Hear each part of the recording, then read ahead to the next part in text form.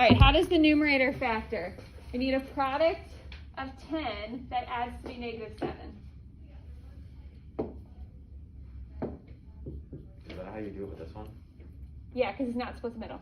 Product of 10 that adds to be negative 7. 5 and negative 5. No. Negative 5, Negative 5, negative 2. Negative 5, negative. Negative 5, negative 2. You're right. Good job. Okay.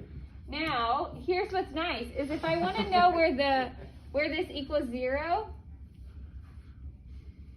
let's solve it. If this equals 0, So you times. I times everybody by x minus 3. What happens when I multiply everybody by x minus 3? Everybody gets multiplied by x minus 3. These guys cancel. What about here? It stays 0. So really what you're looking for is where the numerator equals 0.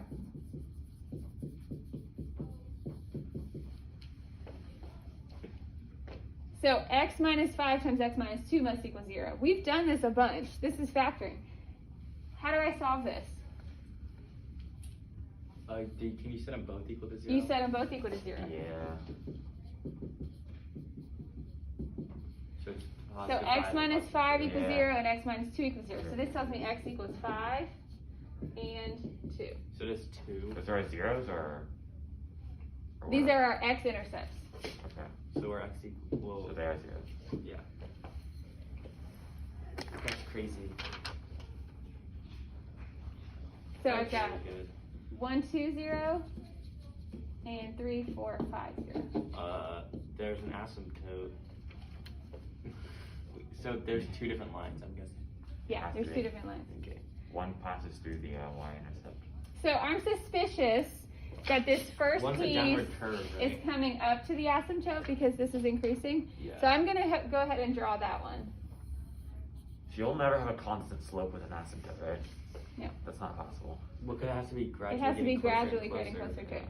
But what I don't know is this. I don't know how this is growing. I don't know if it's coming into this point or going up to it.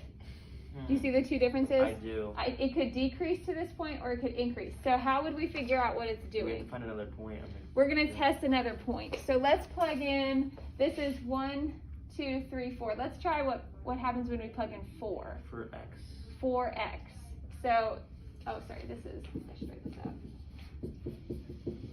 Okay, if I plug in 4, now you can do this in the most simple way. Like I can plug it in here. So 4 minus 5. Wait, what are we trying to find? We're trying to find We're the trying y to find another value point on the graph. at 4. And how do we know if we found it? Well, we're just going to plug it in. If it works with asymptote. But what I want to know is if it's really negative or really positive. Because if it's positive, it's going to start up here and decrease. If it's negative, that's going to tell me it's going to come into this point and increase. So Okay, so Go f of positive. 4. I'm going to do 4 minus 5. What's negative that? 1, Negative 1. 4 minus 2. 2, And then 4 minus 3. 1. 1. So is this a positive or a negative? What is this? Negative 2? Negative 1 times 2 divided by 1? What does that tell me? That's negative, so that means it has to be down to up.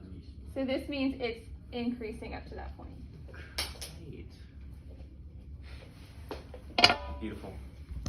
Okay, let's try one by yourself.